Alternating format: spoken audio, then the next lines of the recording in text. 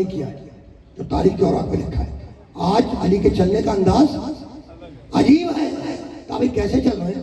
کہا ویسے چل رہے ہیں جیسے ہلکی فوار میں بھیگا ہوا شیر چلتا ہے. اب یہ بچہ ادھر بیٹھا ہے، ادھر بیٹھا ہے، ادھر بیٹھے ہیں بچے، ان کو یہ ہلکی فوار سمجھ میں نہیں آئے گی. اب میں جملہ بدل رہا ہوں بچوں کے لیے. بھائی علی چلے لوگ جلے. کسی نے کہا یا رسول اللہ علی کی چال میں غرور ہے. کہا رسالت مجبور ہے اور خدا کو یہی منظور ہے.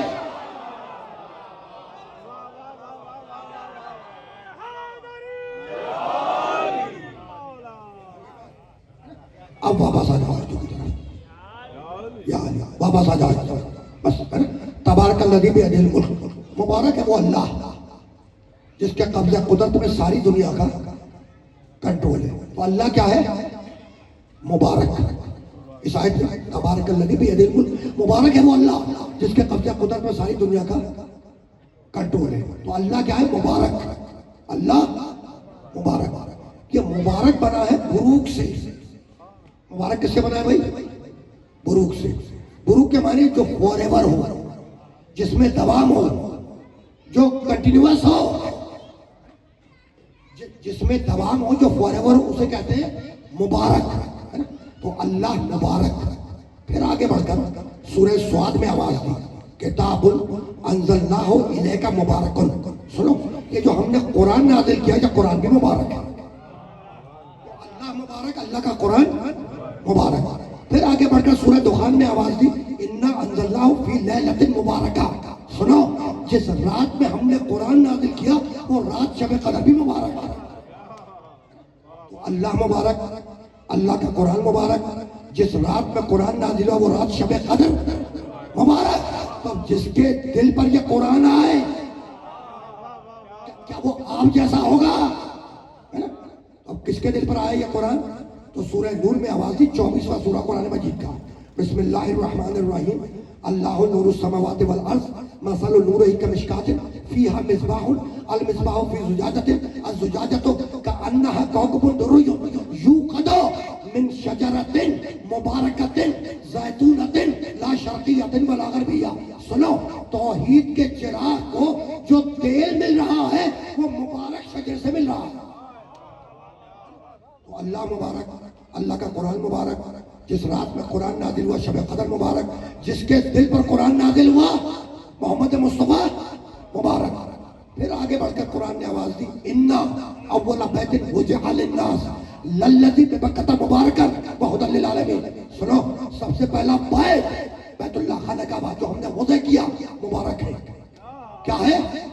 مبارک. بیت تو سمجھتے ہو نا؟ بیت اللہ کہہ رہا ہے انا اول بیت وضع للناس. اول بیت، جو سب سے پہلا بیت گھر ہم نے وضع کیا وہ مکے میں مبارک ہے. تو بیت کے معنی گھر. اور اگر میں کہوں بیت اللہ تو اللہ کا گھر. بیت کے معنی گھر، بیت اللہ کے معنی اللہ کا گھر. اس زمین پر لاکھوں کروڑوں اربوں خربوں گھر ہیں. اتنے گھر ہیں کہ تم سارے بچے مل کر بھی گننا چاہو تو ان گھروں کو گن نہیں سکتے، ہے نا؟ لیکن کوئی گھر کپڑے نہیں پہنتا. کوئی گھر کپڑے، بھائی ہم نے گھروں پر کپڑے ٹنگے ہوئے دیکھے، دھوپ لگانے کے لیے، سکھانے کے لیے ٹانگے جاتے ہیں. لیکن کوئی گھر کپڑا تو کوئی گھر نہیں پہنتا نا. خدا کی قسم بیت اللہ اللہ کا گھر اکیلا گھر ہے جو کپڑے پہنتا ہے اور نیلے پیلے نہیں پہنتا، کالے پہنتا ہے. تو وہ گھر بیت اللہ اللہ کا گھر جو مکے میں ہے مبارک ہے. تو اللہ مبارک، اللہ کا قرآن مبارک، شب قدر مبارک، محمد مصطفیٰ مبارک. زمین پر کعبہ، زمین پر کعبہ مبارک. پھر آگے بڑھ کر بنی اسرائیل 17واں سورہ اس کی ابتدائی آیتوں میں کہا بسم اللہ الرحمن الرحیم سبحان الذی اسری بعبدہ لیلا من المسجد الحرام الی المسجد الاقصی الذی بارکنا حولہ. بے عیب ہے وہ اللہ جو لے کے گیا اپنے عبد محمد کو معراج کی شب میں ایسی جگہ جو مبارک ہی مبارک تھی. ایسی جگہ جو مبارک ہی مبارک تھی. تو زمین پر کعبہ مبارک، آسمان پر عرش مبارک. معراج والی آیت ہے. کیا کہہ رہا ہے کہ جب محمد کو لے کے گیا، اپنے آپ محمد کو لے کے گیا معراج کی شب میں، تو کہاں لے کے گیا؟ ایسی جگہ جو مبارک مبارک ہے نا. ابھی آیت پڑھ کے گزرا ہوں سورہ دخان کی، انا انزلناہ فی لیلۃ مبارکہ. جس رات میں ہم نے قرآن نازل کیا وہ رات شب قدر مبارک. اب میں جملہ بدل رہا ہوں، قرآن آسمان سے زمین پر آئے رات مبارک ہو جائے، محمد زمین سے آسمان پر جائے عرش مبارک ہو جائے. پہنچ گئی یہ بات ہے نا. تو اب آیتیں میں نے ہدیہ کی، نتیجہ خود نکال لو. کمال ہو گیا. عربی کا ایک معقولہ ہے، بہت توجہ رکھنا. عربی کا ایک معقولہ ہے، منطق کلیہ بھی ہے. تعرف الاشیاء باضدادھا، چیزیں اپنی مخالف شے سے پہچانی جاتی ہیں. تعرف الاشیاء باضدادھا، چیزیں اپنی ضد سے، ضد کہتے ہیں نا، تو چیزیں اپنی ضد سے پہچانی جاتی ہیں. اندھیرے کی ضد ہے اجالا، اجالے کی ضد ہے اندھیرا. یہ دونوں ایک دوسرے کی ضد ہے. یہ اندھیرا اجالا ایک ساتھ جمع نہیں ہو سکتے. اسی طریقے سے رات کی ضد ہے دن، دن کی ضد ہے رات. دن اور رات ایک ساتھ جمع نہیں ہو سکتے. اسی طریقے سے سرد کی ضد ہے گرم، گرم کی ضد ہے سرد. یہ سرد و گرم ایک ساتھ جمع نہیں ہو سکتے. اسی طریقے سے مبارک کی ضد ہے منحوس، مبارک کی ضد ہے منحوس، اور منحوس کی ضد ہے مبارک. یہ مبارک اور منحوس ایک ساتھ جمع نہیں ہو سکتے. آیتیں میں نے پڑھ دی، نتیجہ خود نکال لو. اللہ مبارک، مقابلے پہ جھوٹے بت منحوس. محمد مصطفیٰ مبارک، مقابلے پہ جھوٹی نبوتوں کا دعویٰ کرنے والے منحوس. قرآن مجید مبارک، مقابلے پہ بندوں کی لکھی ہوئی کتابیں منحوس. خانہ کعبہ مبارک، مقابلے پہ بندوں کو بنائے ہوئے گھر منحوس. کعبے میں پیدا ہونے والا مبارک.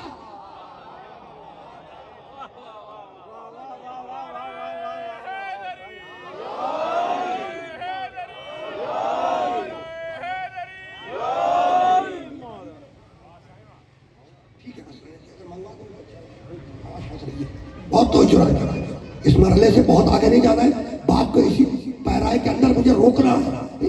کتاب انزلناہ الیک مبارک. سنو، ہم نے جو قرآن نازل کیا، انزلناہ ہو، اسے ہم نے نازل کیا ہے، مبارک ہے. انزلناہ ہو، قرآن نازل ہوا ہے، مبارک ہے. نزول ہمیشہ آسمان سے زمین کی طرف ہوتا ہے، ادھر سے ادھر ہوتا ہے. اللہ کیا کہہ رہا ہے کہ کتاب انزلناہ الیک مبارک. یہ جو ہم نے قرآن نازل کیا یہ مبارک ہے، ادھر سے ادھر آیا. پھر آگے بڑھ کر سورہ طلاق میں آواز دی، قد انزل اللہ الیکم ذکر رسولہ. سنو، ہم نے محمد کو ذکر بنا کے نازل کیا. ہم نے محمد کو ذکر بنا کر نازل کیا. اللہ یہ نہیں کہہ رہا کہ ہم نے محمد کو ماہ ربیع الاول میں پیدا کیا. اللہ کہہ رہا ہے محمد کو ذکر بنا کر نازل کیا. تو قرآن نازل ہوا ہے، محمد نازل ہوا ہے. نازل وہی ہوگا جو پہلے موجود ہو. نازل وہی ہوگا جو پہلے موجود ہو. اس کا مطلب یہ ہے کہ ہمارے پیارے نبی، سچے نبی، آخری نبی کو بنایا سب سے پہلے، بھیجا سب سے آخر میں. یہی مطلب ہوا نا، نازل وہی ہوگا جو پہلے موجود ہو. تو اس کا مطلب ہے کہ ہمارے پیارے نبی، آخری نبی کو بنایا سب سے پہلے، بھیجا سب سے آخر میں. آدم کے بعد، نوح کے بعد، ابراہیم کے بعد، موسیٰ کے بعد، عیسیٰ کے بعد. ٹھیک ہے نا. پروردگار جب تو نے پیارے نبی، سچے نبی کو بنایا سب سے پہلے، تو پہلے ہی بھیج دیتا کہ آخر میں کیوں بھیج رہا ہے؟ سوال تو ہے نا کہ جب پہلے بنایا، سب سے پہلے بنایا، تو پہلے بھیج دیتا، آخر میں کیوں بھیج رہا ہے؟ کہنے لگا جاؤ جا کے پڑھو سورہ فرقان، 25واں سورہ قرآن مجید کا. هو الذی ارسل الریاح بشرا بین یدی رحمتہ وانزلنا من السماء ماء طہورا. میں اللہ وہ ہوں جو ہواؤں کو پہلے بھیجتا ہوں کہ جاؤ جا کے خوشخبری سنا دو کہ بارش ہمارے پیچھے رحمت بن کر آ رہی ہے. تو آدم سے عیسیٰ تک خوشخبری بن کر آئے، ہمارا محمد رحمت بن کر آیا. اسی لیے آواز دی، وما ارسلناک الا رحمتا للعالمین. ہم نے محمد کو عالمین کے لیے رحمت بنا کے نازل کیا. ٹھیک ہے نا. تو ہمارا محمد ہے عالمین کے لیے رحمت. ہمارے پیارے رسول پیارے نبی سچے نبی آخری وہ ہے رحمت للعالمین. مطلب کیا ہوا کہ عالمین کے لیے رحمت. ٹھیک, تو وہ جو رحمت للعالمین ہے, عالمین کے لیے رحمت, اس نے فرمایا, اس کی حدیث ہے البنات رحمت والبنون نعمت. وہ جو عالمین کے لیے رحمت ہے نا, رحمت للعالمین, اس کی حدیث اس نے فرمایا کہ بیٹیاں رحمت ہیں اور بیٹے نعمت ہیں. تو ہمارے نبی نے کیا فرمایا کہ بیٹیاں رحمت ہیں, بیٹے نعمت ہیں.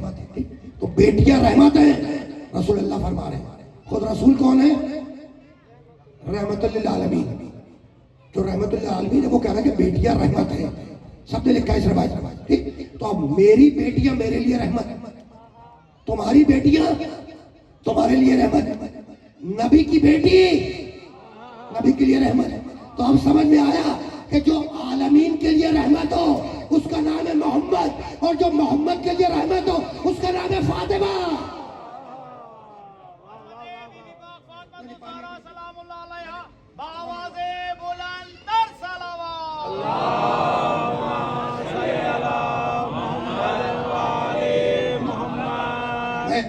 رکا ہوا ہوں مقام محمد پہ, رکا ہوا میں مجھے 2-3 جملے ہدیہ کر دیا. یہاں تک تو آ گئے نا کہ میرا محمد ہے عالمین کے لیے رحمت.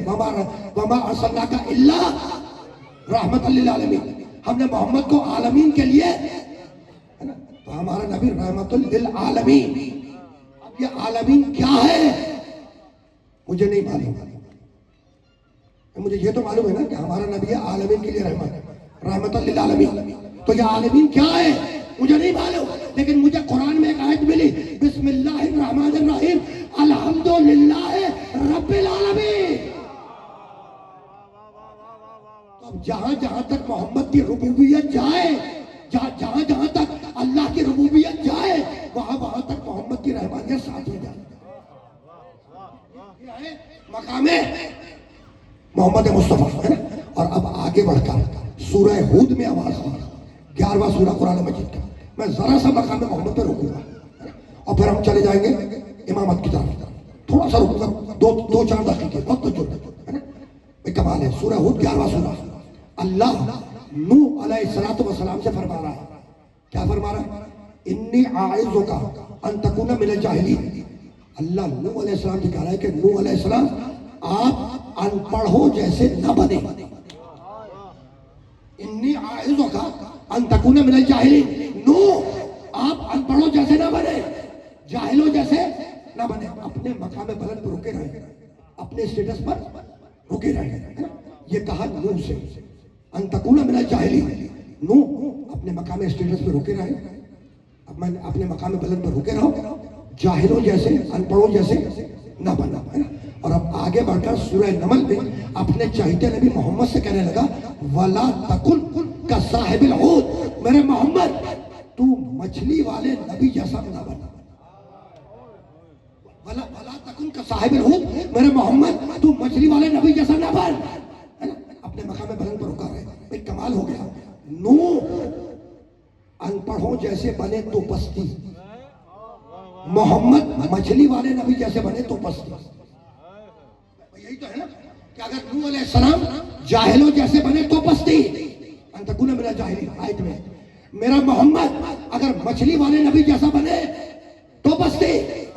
پروردگار تو قرآن میں کہتا ہے کہ تیرا محمد مچھلی والے نبی جیسا نہیں. مالک جب تیرا محمد مچھلی والے نبی جیسا نہیں, نبی جیسا نہیں, تو پھر کس جیسا, تو پھر کس جیسا؟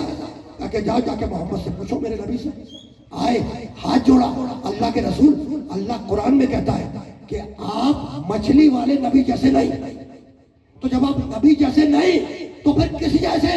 کہا کہ بخاری شریف کھولو اور روایت پڑھو, یا علی انت منی وانا منکا. علی تو مجھ جیسا, میں تجھ جیسا.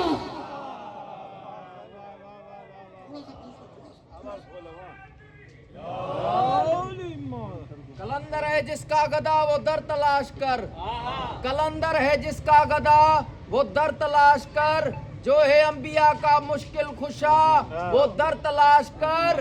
ارے ملا تجھے خوف محشر کی پیاس کا, کوثر نہ ڈھونڈ साकिए कौसर तलाश कर, नाराए हैदरी। सुभान अल्लाह, सुभान अल्लाह। और जब जिक्र अली सुनेगा तो बाबा भी करेगा, सुभान अल्लाह भी करेगा, नारा हैदरी भी लगा, दूध भी पड़ेगा, है? तो बहुत तवज्जो रखना। कहाँ पे बात आके रुकी है? अब तो आवाज बेहतर हुई ना थोड़ा सा, है? हाँ भाई कमाल है। पर या रसूल अल्लाह, अल्लाह कुरान में कहता है कि आप मछली वाले नबी जैसे नहीं, है ना? तो जब आप नबी जैसे नहीं तो किस जैसे? कभी बुखारी शरीफ खोलो और हदीस पढ़ो, या अली अंत मिन्नी वाना मिनका, अली तू मुझ जैसा, मैं तो जैसा, है ना? तो अब अली मोहम्मद जैसे, मोहम्मद अली जैसे, यही ना, अली मोहम्मद जैसे, मोहम्मद अली जैसे। खुद रसूल ने कह दिया ना कि अली मोहम्मद जैसे, मोहम्मद अली जैसे। लेकिन वो मुल्ला ही क्या जिसके हलक से अली के फजाइल आसानी से उतर जाए। अब एतराज सुनो, एतराज सुनो। कहने लगे, लिखा भी किताब, कहने लगे कि आप नबी को अली से मिलाते हैं, नबी को अली से मिलाते हैं, मुजरिम हैं। नबी को अली से मिलाते हैं, मुजरिम हैं। ये कमाल हो गया, मुजरिम हम भी, मुजरिम आप भी। हम नबी को अली से मिलाते हैं, मुजरिम हैं। आप नबी को अपने जैसों से मिलाते हैं, मुजरिम। तो मुजरिम हम भी, मुजरिम आप भी। लेकिन ये तो बताएं कि मुजरिम कहते किसे हैं? मुजरिम कहते किसे हैं? तो सुनो, जो दूध में पानी मिलाए वो मुजरिम। सुनो भाई सुनो, जो दूध में पानी मिलाए वो मुजरिम, लेकिन जो दूध में दूध मिलाए वो मुजरिम नहीं। तो हम में आप में फर्क यही है कि आप नूर में मिट्टी मिलाते हैं, हम नूर में नूर मिलाते हैं।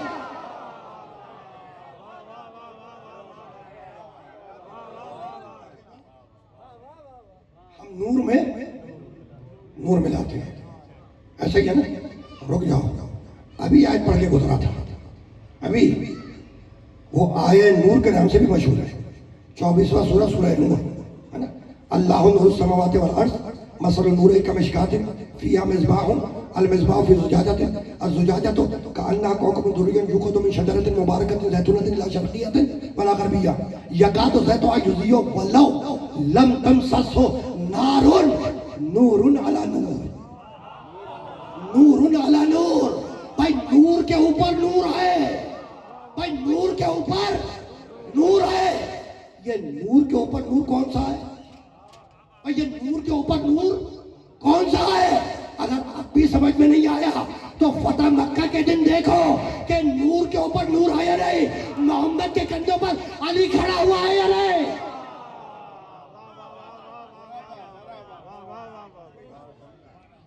नूरुन अला नूर, नूर के ऊपर नूर है। कब? फतह मक्का के दिन। जो करीब करीब के बुत थे वो तोड़ दिया है, जो ऊपर रखा हुआ था बुत कहा या अली मेरे कंधे पे खड़े होकर तोड़ दो, या अली मेरे कंधे पे खड़े होकर तोड़ दो। एक कमाल है, अली नबी के कंधे पे बुलंद हुए और उन बुतों को तोड़ा, यही तो है ना। अब हाथ जोड़ के सबसे सवाल है, क्या मक्के जैसे शहर में किसी के घर में सीढ़ी नहीं थी? पीछे वाले बहुत रही है बात है भाई, सवाल है ना ये, हाथ जोड़ के सवाल कर रहा हूं कि क्या मक्के जैसे शहर में किसी के घर सीढ़ी नहीं थी? भाई थी, होगी ना। तो या रसूलल्लाह सीढ़ी मंगवाइए और सीढ़ी पे चढ़ के तोड़वा दीजिए। ये आखिर बात क्या है कि यानी कंधे पे खड़े हो जाओ? कहा भाई यही तो समझाना है कि ये बुत शिकनी का मकाम है, किसी बुत सरस की सीढ़ी भी इस्तेमाल नहीं होगी।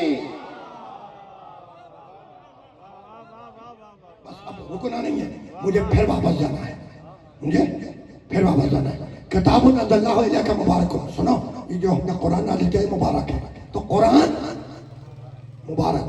फिर आगे बढ़कर आवाज दी, काफ अल कुरान मजीद। सुनो, ये कुरान मजीद है, कुरान मुबारक, कुरान मजीद। फिर आगे बढ़कर आवाज दी सूरह वाक़िआ में, इन्नहु लकुरानुन करीम। सुनो, ये कुरान करीम है, कुरान मुबारक, कुरान मजीद, कुरान करीम। फिर आगे बढ़कर आवाज दी, फमन हाज्जक फीहि मिन बाद मा जाअका मिनल इल्म। सुनो, ये कुरान इल्म है, ये कुरान इल्म है। तो कुरान मुबारक, قرآن مجید، قرآن کریم، قرآن علم. پھر سورہ نحل میں آواز دی نزلنا علیک الکتاب تبیان لکل شیء. حبیب ہم نے اس قرآن کو تیرے اوپر نازل کیا، اس کتاب کو، اس قرآن کو تیرے اوپر نازل کیا تبیان لکل شیء. اور کائنات کا سارا خشک و تر، سارا علم ہم نے اس قرآن میں رکھ دیا ہے نا. تو کائنات کا سارا علم، پورا علم قرآن میں. اور اب میرا محمد وَعَلَّمَكَ مَا لَمْ تَكُنْ تَعْلَمْ. حبیب اس کائنات میں جو کچھ تھا وہ ہم نے تیرے اندر سمیٹ دیا. تو کائنات کا سارا علم قرآن میں، اور کائنات کا سارا علم میرے محمد میں. پروردگار محمد کے علاوہ کوئی اور بھی ہے جس کے پاس کتاب کا پورا علم ہے، قرآن کا پورا علم ہے، کائنات کا پورا علم ہے؟ تو بھائی دور کو جاتے ہو پڑھو سورہ رات 13واں سورہ قرآن مجید کا. بسم اللہ الرحمن الرحیم. وَيَقُولُ الَّذِينَ كَفَرُوا لَسْتَ مُرْسَلًا قُلْ كَفَىٰ بِاللَّهِ شَهِيدًا بَيْنِي وَبَيْنَكُمْ وَمَنْ عِندَهُ عِلْمُ الْكِتَابِ. یقول صیغہ مضارع ہے. یقول کیا ہے بھائی؟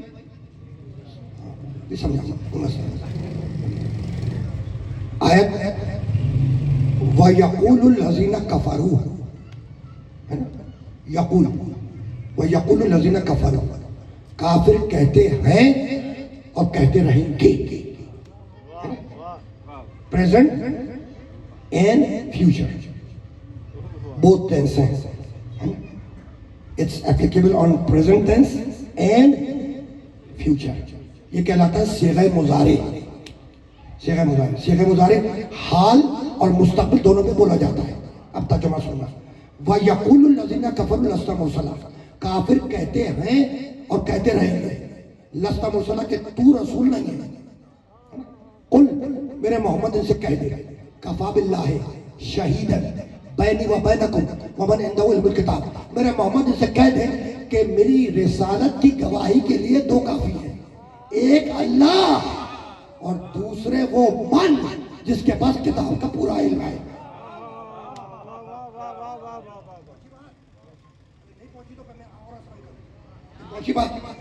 بات پہنچی. ایک دفعہ آیت کا ترجمہ پھر سنو. وَيَقُولُ الَّذِينَ كَفَرُوا لَسْتَ مُرْسَلًا، کافر کہتے ہیں اور کہتے رہیں گے کہ تو رسول نہیں ہے. قل میرے محمد ان سے کہہ دے، کافروں سے کہہ دے. کیا کہہ دے؟ کفا باللہ، کہ میری رسالت کی گواہی کے لیے کفا باللہ، اللہ کافی ہے. کیا کافی ہے؟ اللہ کافی ہے. اچھا تو اللہ کیا خود گواہی دینے کے لیے آیا؟ کیا رسالت محمد کی گواہی دینے کے لیے اللہ خود آیا؟ خود تو نہیں آیا نا بھائی. وہ اللہ ہی کا جو نگاہوں کی رینج میں آ جائے، وہ اللہ ہی کا جو نگاہوں کی رینج میں آ جائے. اللہ نگاہوں کی رینج میں نہیں آتا بیٹا. کبھی اللہ آنکھوں سے نظر آیا؟ آپ یہ بھی بچے بیٹھے، تمہیں کبھی اللہ آنکھوں سے نظر آیا؟ نہیں آیا. کبھی اللہ نظر آیا آنکھوں سے؟ نہیں آیا. تو اللہ نگاہوں کی رینج میں نہیں آتا، وہ اللہ ہی کا جو نگاہوں کی رینج میں آ جائے. اچھا تو یہ اللہ نگاہوں کی رینج میں کیوں نہیں آتا؟ اب ذرا ایک توحید ہم سے بھی سنو نا، ذرا تو ہم سے بھی توحید تو سنو جیسے سنا رہے ہیں. سنیے گا، بزرگوں کو بھی مخاطب کر رہا ہوں. اب جو میں توحید سنا رہا ہوں ذرا سا ایک دقیقے کے لیے ذرا توحید جیسے میں سنا رہا ہوں ویسے سن دو ہے نا. وہ اللہ ہی کا جو نگاہوں کی رینج میں آ جائے. اللہ نگاہوں کی رینج میں نہیں آتا. کیوں؟ اس لیے کہ جو چیز نگاہوں کی رینج میں آئے گی وہ مشاہدے میں آئے گی. جو مشاہدے میں آئے گی اس کا جسم ہوگا، جس کا جسم ہوگا اس کی لمبائی چوڑائی گہرائی ہوگی. جو لمبائی چوڑائی گہرائی رکھتی ہو اس کی حدیں ہوں گی. جو چیز حدیں رکھتی ہو وہ محدود ہوگی، اور اللہ لامحدود ہے. اللہ لامحدود ہے، اسے تم محدود کر نہیں سکتے. ٹھیک ہے نا. ایک دلیل کہ اللہ نگاہوں کی رینج میں نہیں آتا. دلیل تمہیں دے دی. دوسری دلیل تمہیں لوگوں کے لیے، بچوں کے لیے، اللہ آنکھوں سے نظر نہیں آتا. اللہ آنکھوں سے نظر نہیں آتا. اچھا کیوں نظر نہیں آتا؟ اب سنو. کسی چیز کو دیکھنے کے لیے دو شرطیں ضروری ہیں. سنیے گا، میں بزرگوں کو بھی مخاطب کر رہا ہوں، نوجوان دوستوں کو بھی مخاطب کر رہا ہوں ہے نا. کسی چیز کو دیکھنے کے لیے دو شرطیں ضروری ہیں. پہلی شرط کہ جس چیز کو دیکھ رہے ہو وہ بہت دور نہ ہو، ورنہ نگاہوں سے اوجھل ہو جائے گی. دوسری شرط کہ جس چیز کو دیکھ رہے ہو وہ بہت نزدیک نہ ہو. اب لوگوں نے کتابیں پڑھنا تو چھوڑ دی، موبائل فون پڑھ رہے ہیں، موبائل فون پڑھتے ہیں نا ہم لوگ، تو میں مشورہ دے رہا ہوں کہ موبائل فون یہاں آنکھ کے سامنے رکھ کے پڑھو، کچھ دکھے گا نہیں دکھے گا، ہے نا؟ تو دیکھنے کے لیے دو شرطیں ضروری ہیں، جس کو دیکھ رہا وہ بہت دور نہ ہو، جس کو دیکھ رہا وہ بہت قریب نہ ہو، وہ دور اتنا کہ خلاؤں بھی نظر نہیں آیا، قریب اتنا کہ شہر کے گردن سے زیادہ قریب۔ یہ پہنچ گئی بات، یہ بات آسانی سے پہنچ گئی یا نہیں پہنچی؟ پہنچ گئی، ہے نا؟ تو اللہ نگاہوں کی رینج میں نہیں آتا، لیکن کچھ لوگوں نے لکھا ہے کتابوں میں، کیا لکھا ہے؟ دنیا سے گزر گئے، کتاب میں لکھ کے گزر گئے، کہنے لگے بھائی اللہ یہاں دنیا میں تو نظر نہیں آیا مگر قیامت میں دیکھا جائے گا، قیامت میں دیکھا جائے گا، ہے نا؟ اب انہی کی خدمت میں جملہ عطیہ کر رہا ہوں کہ دیکھو بھائی، اگر اللہ کا، جنہوں نے منطق فلسفہ پڑھا ہوا ہے وہ اس جملے سے لطف اندوز ہوں گے، سمجھ جائیں گے، ہے نا؟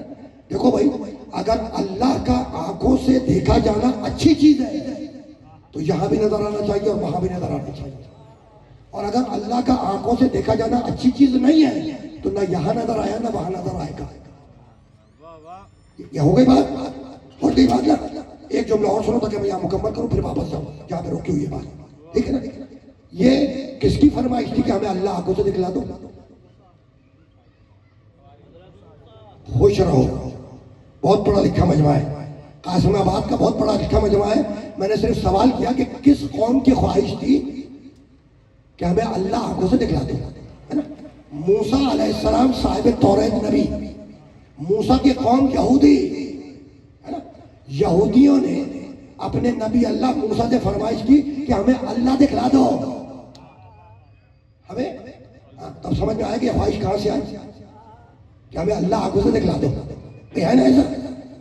اچھا، موسیٰ علیہ السلام توریت لے کر لائے نا، ایک معجزہ بھی ساتھ لائے تھے موسیٰ۔ موسیٰ کا معجزہ کیا تھا؟ عصا۔ بیٹا عصا سمجھتے ہو کسے کہتے ہیں؟ عصا، عصا کہتے ہیں لاٹھی کو، لٹھ، لاٹھی لٹھ، ابھی ادھر سے آواز آئی، تو عصا کہتے ہیں لاٹھی کو، اور عصا کہتے ہیں ڈنڈے کو۔ موسیٰ کی قوم یہودی، جیسی قوم کی ڈنڈے والی ویسا معجزہ دے کر موسیٰ کو بھیج دیا، آج تک نہیں سدھری، آج تک نہیں سدھری۔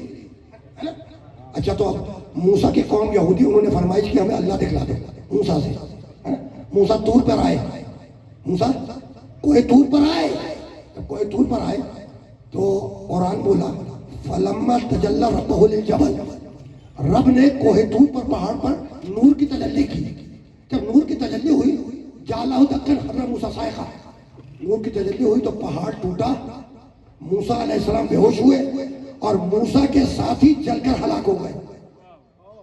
تاریخ قرآن، قرآن اور تاریخ قرآن ملا کے آگے کر رہا ہے۔ فَلَمَّا تَجَلَّى رَبُّهُ لِلْجَبَلِ، اللہ نے پہاڑ پر نور کی تجلی کی، جب تجلی ہوئی تو ہوا کیا؟ پہاڑ ٹوٹا، موسیٰ بے ہوش ہوئے، موسیٰ کے ساتھی جل کر ہلاک ہو گئے۔ اگر ساتھی موسیٰ جیسے ہوتے تو رد عمل ایک ہی ہوتا، الگ الگ نہ ہوتا۔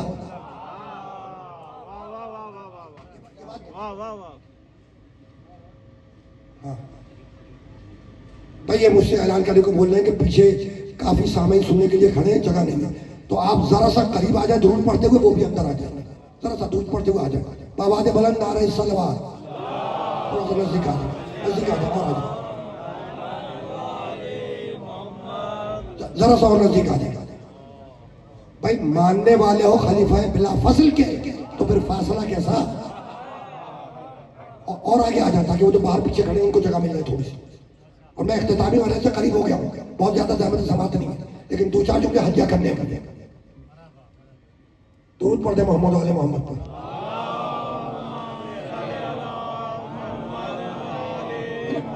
تو اللہ نے کوہ طور پر، پہاڑ پر نور کی تجلی کی، جب تجلی ہوئی تو پہاڑ ٹوٹا، موسیٰ علیہ السلام بے ہوش ہوئے، موسیٰ کے ساتھی جل کر ہلاک ہو گئے، ہے نا؟ تو وہ جو نور چمکا کوہ طور پر، وہ اللہ چمکا، وہ اللہ چمکا، اللہ تو چمکا نہیں، اس لیے کہ جو بھی چمکا وہ کسی جسم میں ہو کے چمکا، جبھی تو چمکا، جو بھی چمکا وہ کسی جسم میں ہو کے چمکا، جبھی تو چمکا، اور اللہ جسم و جسمانیت سے مبرہ ہے، اللہ کو تم جسم کے اندر لا نہیں سکتے. تو اللہ کو نور تو تھا ہی نہیں. وہ جو طور پہ چمکا وہ اللہ نہیں چمکا, اللہ کا نور نہیں تھا. اس سے کہ جو بھی چمکا وہ کسی مکان میں ہو کے چمکا, کسی مکان میں ہو کے چمکا, جبھی تو چمکا.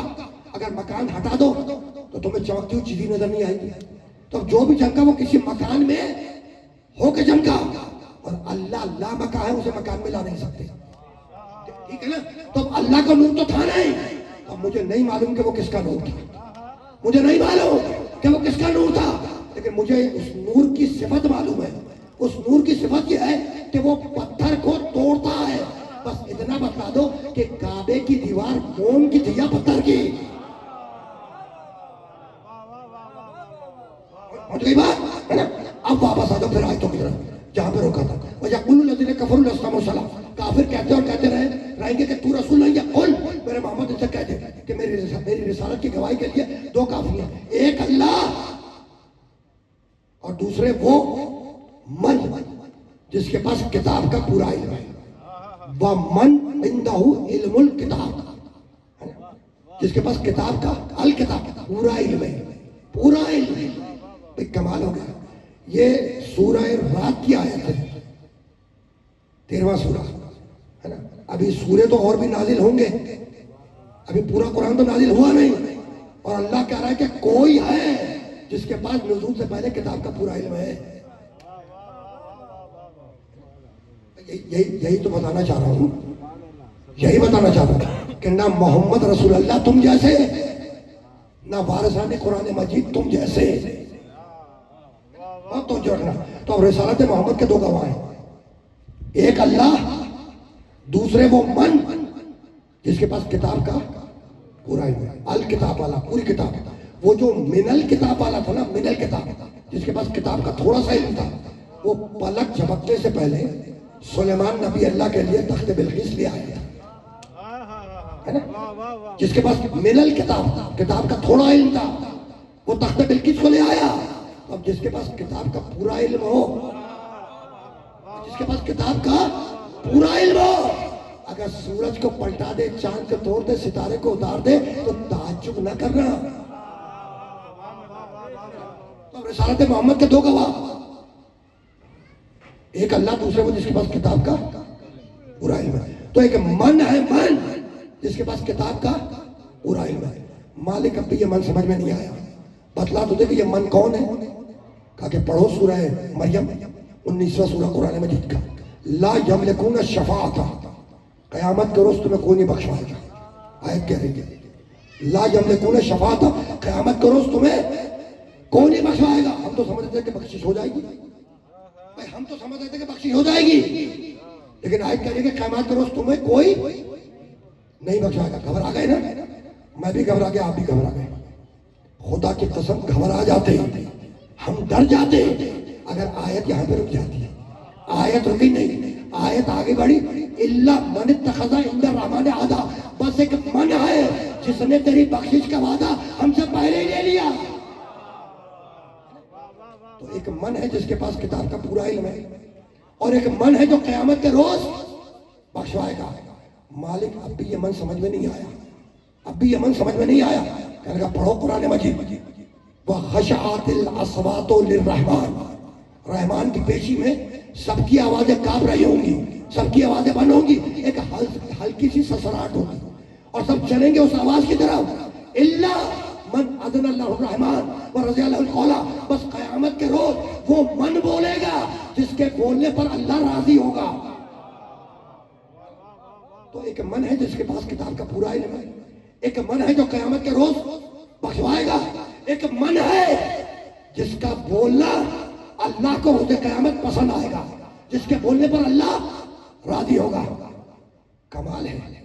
اب آپ یہ نہیں سمجھیے گا کہ آپ یہ کراچی سے حیدرآباد آئے ہیں تو من سے کم کی بات ہی نہیں کر رہے. تو سنو, یہ تولنے والا من نہیں ہے, یہ تولنے والا من نہیں ہے, یہ قرآن کا من ہے.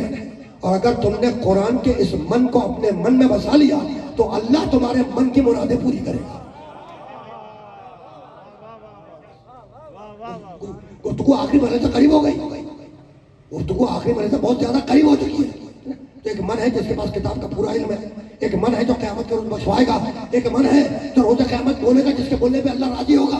مالک اب بھی یہ من سمجھ میں نہیں آیا، کہنے کا پڑھو سورہ حدید وَلَيَعْلَمَ اللَّهُ مَن يَنصُرُهُ وَرُسُلُهُ بِالْغَیْبِ۔ ایک من ہے جو غیب میں بیٹھ کر اللہ کی بھی مدد کرتا ہے، اس کے رسولوں کی بھی مدد کرتا ہے۔ مالک اب تو یہ من سمجھ میں نہیں آیا، کہا پڑھو آیت وَمِنَ النَّاسِ مَن يَشْرِي نَفْسَهُ ابْتِغَاءَ مَرْضَاتِ اللَّهِ۔ ایک من ہے جو بستر پر لیٹ کر نفس کو بیچتا ہے، مرضی کو خریدتا ہے۔ مالک حیدرآباد کے مومنین کو اب بھی یہ طرح من سمجھ میں نہیں آتا، کہا خاموش میرے محمد حیدرآباد کے مومنوں کو کھلے میدان میں لے کر آؤ اور یہ من سمجھا دو، من کنت مولا ہو فہذا علی المولا۔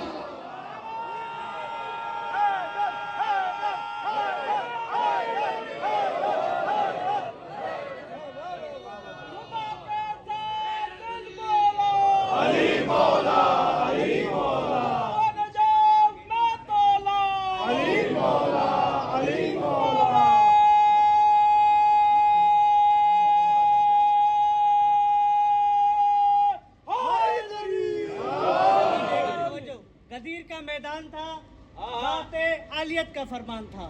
غدیر کا میدان تھا، ذات عالیت کا فرمان تھا۔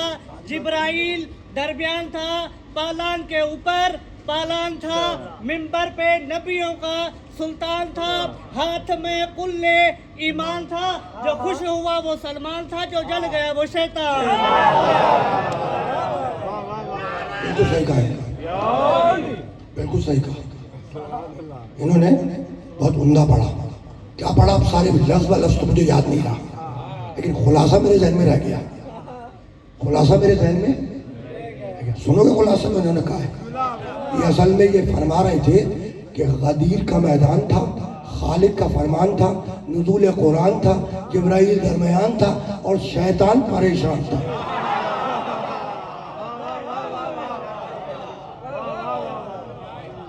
شیطان پریشان تھا۔ اب علی ولی اللہ کے اعلان سے شیطان کیوں پریشان تھا؟ تو اگر میں شیطان ہوتا تو آپ کو بتلا دیتا۔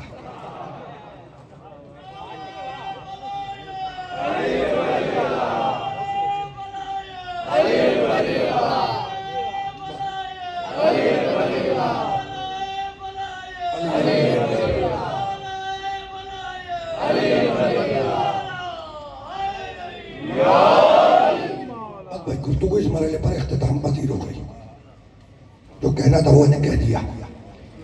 اعلان ولایت علی کے بعد آیت آئی الیوم اکملت لکم دینکم واتممت علیکم نعمتی ورضیت لکم الاسلام دینا۔ آج کے دن دین کامل ہوا، آج کے دن نعمت تمام ہوئی، اور آج کے دن اللہ تمہارے دین اسلام سے راضی ہو گیا۔ آج کے دن دین کامل ہوا، دین کامل ہوا اعلان ولایت علی سے، اور دین کی حفاظت ہوئی خون حسین ابن علی سے۔ آگئی بات کربلا والوں تک، بات کربلا والوں تک آ گئی۔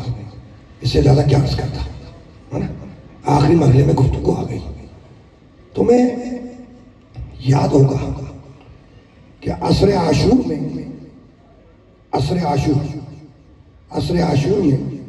مردوں کو بچوں کو ذبح کر دیا گیا، ایسے ہوا تھا۔ عاشور کے دن عصر کے قریب بچوں کو مردوں کو ذبح کر دیا گیا۔ ان میں 6 ماہ کا علی اصغر بھی تھا، جسے تیر شہصوبہ سے قتل کیا گیا۔ تیر شہصوبہ سمجھتے ہو؟ 3 نوکوں والا تیر، اور مقتل نے یہاں تک لکھا ہے کہ جب وہ تیر چلا تو بچہ حسین کے ہاتھوں میں ایک کان سے دوسرے کان تک ذبح ہو گیا۔ اسی عصر عاشور میں 13 برس کا حسن کی نشانی قاسم بھی شہید ہوا ہے نا، اور تمہیں معلوم ہے کہ اس کے لاشے کو گھوڑوں کی ٹاپوں سے پامال کیا گیا۔ اسی عصر عاشور میں حسین کا 18 برس کا جوان شبیہ رسول علی اکبر بھی شہید ہوا نا، جس کے سینے میں ایک برچھی کا پھل ٹوٹ گیا تھا.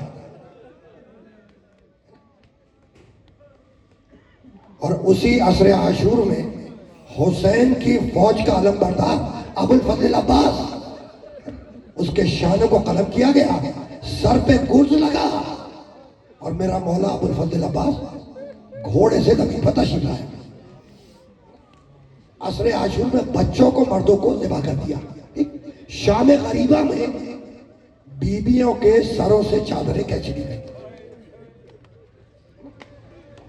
یہ تو تمہیں معلوم ہوگا کہ وہ بیویاں جن کے سروں سے چادریں کھینچی گئی وہ ہمارے پیارے نبی، سچے نبی، آخری نبی محمد مصطفیٰ کی نواسیاں تھیں.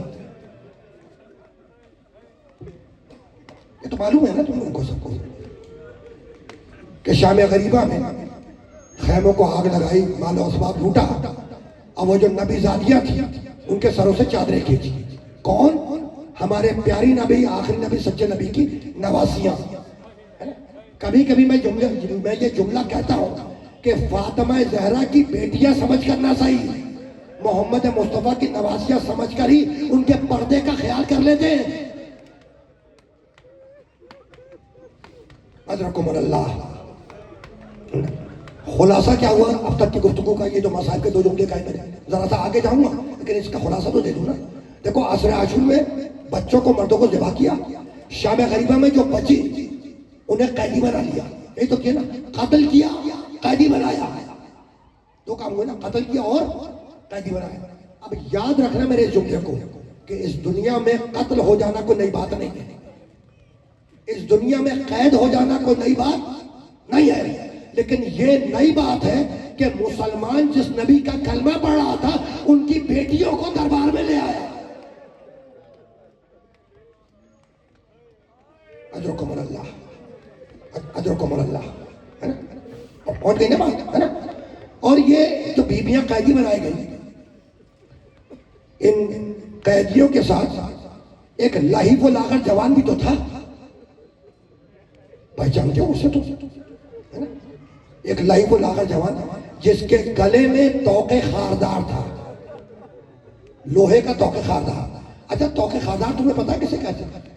توق خاردار جو گلے میں ڈالا جاتا ہے، اور توق خاردار کہتے ہیں اس کو جس میں کیلیں نکلی ہوئی ہوتی ہیں، کیلیں. وہ میرے مولا سید سجاد کے گلے میں باندھا ہوا تھا. اور جب زندان شام سے رہائی ملی تو لوہار بلوایا گیا، اور جب لوہار نے سجاد کے گلے کا توق کاٹا تو مقتل لکھتا ہے کہ گوشت گل چکا تھا، سجاد کے گلے کی ہڈیاں نظر آ رہی تھی. اجرکم اللہ. پہچانتے ہو اس امام سید سجاد کو؟ میرا چوتھا امام سید سجاد پہچانتے ہو؟ خدا کی قسم یہ وہ امام ہے سید سجاد کہ جس کی امامت کی 35-40 سالہ زندگی رونے میں گزری، رونے میں. اور حد تو یہ ہے کہ تاریخوں نے لکھا کہ جب کربلا کے واقعے کے بعد سید سجاد کے سامنے کھانا لا کر رکھا گیا تو کھانے کو دیکھ کر رونے لگے، اور یہ کہہ کے روئے کہ کیفا آکلو وقت قتل ابی جوانا، میں یہ کھانا کیسے کھا لوں، میرا بابا تو بھوکا مارا گیا نا. کربلا کے واقعے کے بعد میرے مولا سید سجاد کے سامنے پانی لا کے رکھا گیا، پانی پہ نگاہ کی، چیخ مار کے روئے اور یہ کہہ کے روئے کہ کیفا اشربو وقت قتل ابی افشانا، میں یہ پانی کیسے پی لوں، میرا بابا تو خود خنجر سے پیاسا ذبح کیا گیا. ادرکم اللہ. خدا کی قسم یہ وہ امام ہے جس کی امامت کی زندگی رونے میں گزری، گریے میں گزری. ایک دن امام سید سجاد اپنے حجرے میں بیٹھ کر گریہ فرما رہے تھے. امام کا ایک چاہنے والا منہال کوفی آیا، سلام کیا، سلام کر کے بیٹھ گیا. دیکھا کہ امام رونے میں مصروف ہے، گریہ کر رہے، رو رہے. جب کچھ دیر گزر گئی تو منہال کوفی امام زین العابدین سے کہنے لگا کہ فرزند رسول اتنے دن گزر گئے عاشور کو اور آپ آج تک گریہ فرما رہے ہیں، تو فرزند رسول صبر کیجئے.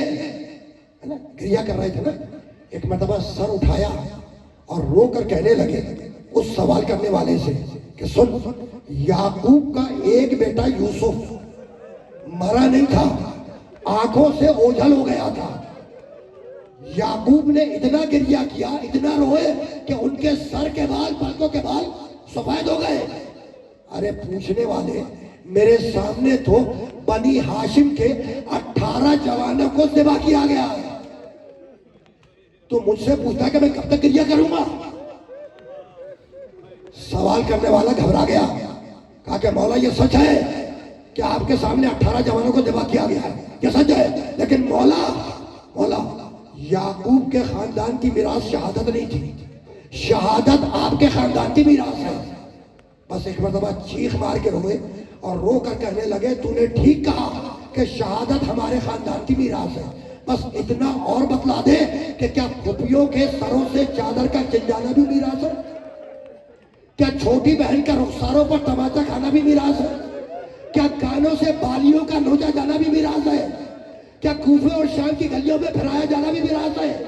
اور کیا منادی کا آواز دینا بھی میراث ہے کہ یہ فاطمہ کی بیٹیاں جا رہی ہے، یہ محمد کی نواسیاں جا رہی ہے؟ ادرکم اللہ، ادرکم اللہ۔ بس دو جملوں کی رحمت ہے نا؟ جاؤ جا کے مقتل کی کتابیں اٹھا کے دیکھو۔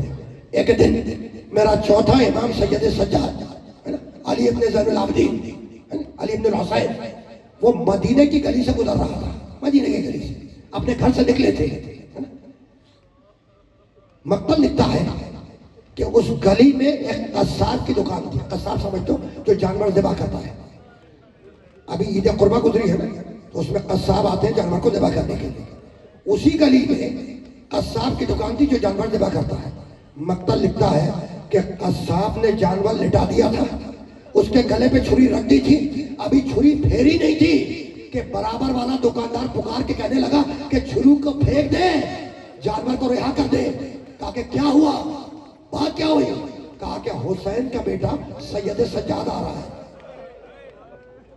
حسین کا بیٹا سید سجاد آ رہا ہے۔ اس نے گھبرا کر چھری کو ایک طرف پھینکا، جانور کو رہا کیا اور اپنی دکان کے باہر اتر کے کھڑا ہو گیا۔ امام زین العابدین چلتے ہوئے آئے اور اس کی دکان کے سامنے رک گئے۔ اب یہ علم امامت ہے، علم امامت۔ ایک مرتبہ اس کی صورت دیکھی قصاب کی، اب پکار کے کہنے لگے کہ مجھے معلوم ہے کہ تو جانور ذبح کرنے جا رہا تھا اور تو نے میرے احترام میں جانور کو رہا کر دیا، تو دیکھ جانور ذبح کرنا میرے نانا رسول اللہ کی سنت ہے، میں تجھے جانور ذبح کرنے سے منع نہیں کروں گا، اسے کہ جانور ذبح کرنا میرے نانا رسول اللہ کی سنت ہے، تو جانور ذبح کر۔ میری تو ایک گزارش ہے کہ جانور کو ذبح کرنے سے پہلے 2 گھونٹ پانی پلا دیا کر۔ یہ کہہ کے رک کیا روضہ رسول کا اور رو کے کہنے لگے نانا مگر ذبح سے پہلے میرے بابا کو 2 گھونٹ پانی پلا۔